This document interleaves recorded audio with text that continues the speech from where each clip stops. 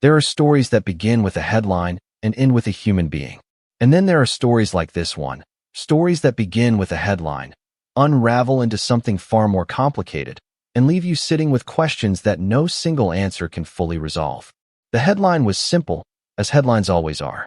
Any Guthrie gets everything. Nancy Guthrie is missing, and the world, as it always does when a story arrives pre-packaged with drama and mystery, leaned in. But here's what the headline didn't tell you.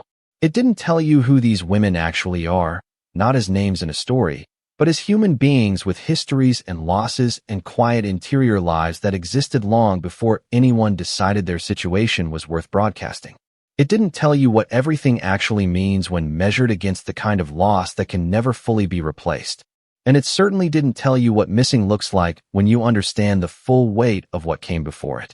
Because this story, the real one, underneath the version that travels fast and lands loud, is not about property or inheritance or the cold mechanics of who gets what. It's about grief. It's about family. It's about the invisible threads that connect people through decades of love and loss, and the particular kind of silence that sometimes falls between the people who should be closest to each other. That silence has a story, and it's time to tell it. To understand what happened between any Guthrie and Nancy Guthrie, you have to first understand the world they both came from, a world where faith was not decoration, but foundation, where loss was not occasional, but defining, and where the line between private pain and public testimony had been crossed so many times that it sometimes became hard to remember where one ended and the other began. Nancy Guthrie is a name that carries enormous weight in certain circles. She is the woman who lost 2 children, Hope and Gabriel, both to Zellweger syndrome, a rare and devastating metabolic disorder that gives families only months before it takes everything. She is the woman who transformed that loss into ministry, who wrote books, who built a platform, who stood before audiences of grieving people and offered something that very few people are capable of offering genuinely. The testimony of someone who had been in the darkest place imaginable and had chosen, day after day, to keep moving. That is not a performance. That is a life, and the people who have received comfort from Nancy Guthrie's work carry something real because of it. But every life has a perimeter, and beyond the perimeter of the public story, beyond the books and the speaking stages and the carefully considered words, there was a family, a full, complicated, breathing family with its own dynamics and histories, and the particular kind of unspoken arrangements that form between people who have survived extraordinary things together. Any Guthrie exists within that perimeter, not as a public figure, not as someone who sought the spotlight or built a platform or offered her grief as testimony to strangers, but as someone who was present, genuinely, consistently, quietly present through the years that shaped everything. And then came the moment that changed the external picture of their story entirely, the moment that produced the headline, the moment that sent the world scrambling to assign meaning to something it didn't yet have enough information to understand. That Nancy was gone, not in the permanent sense, not in the way that the word missing sometimes implies when it travels at the speed of social media, but gone in a way that mattered, gone in a way that created a vacuum, gone in a way that left any holding things, responsibilities, decisions, the quiet weight of a family's continuity that she had not necessarily anticipated holding. And the world looked at that picture and saw a story about who gets what. What it was actually a story about was something far older, far more human, and far more worth understanding. The relationship between Annie Guthrie and Nancy Guthrie did not begin with conflict.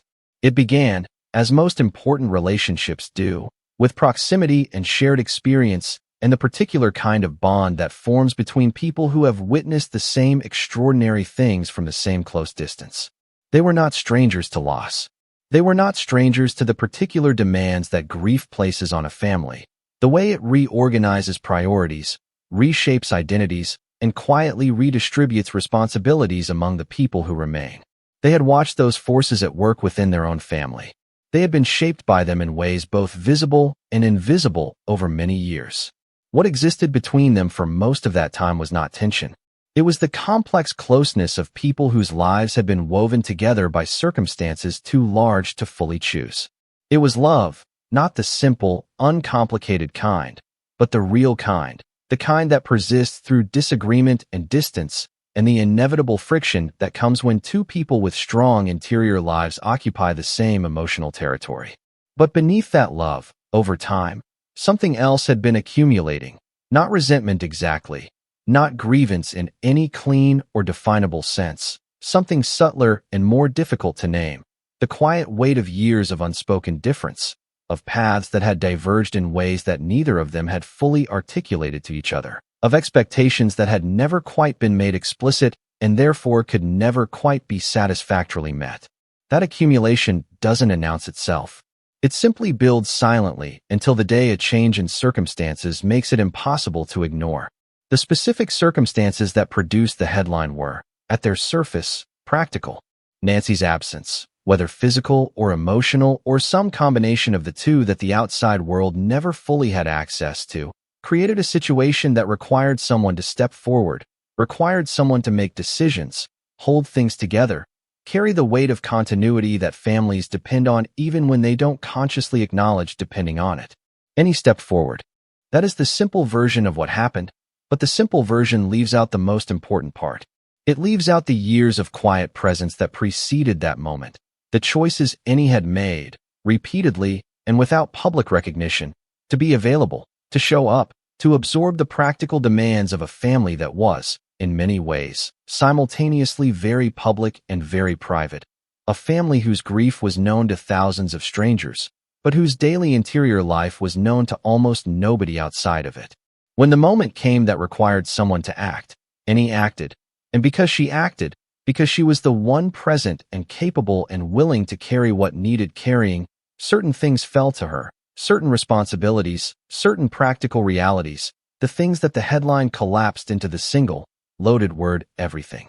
But what does everything really mean in the context of a family defined by loss?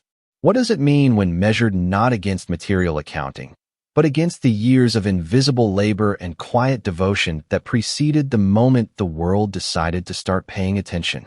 That is the question the headline never thought to ask. There's a particular invisibility that attaches itself to the people who do the quiet work inside families marked by public grief. They are not the ones on the stage. They are not the ones whose names appear on book covers or whose voices fill auditoriums. They are the ones who keep the lights on, figuratively and sometimes literally, who manage the logistics, absorb the overflow, and make it possible for the public-facing work to continue by ensuring that the private infrastructure doesn't collapse.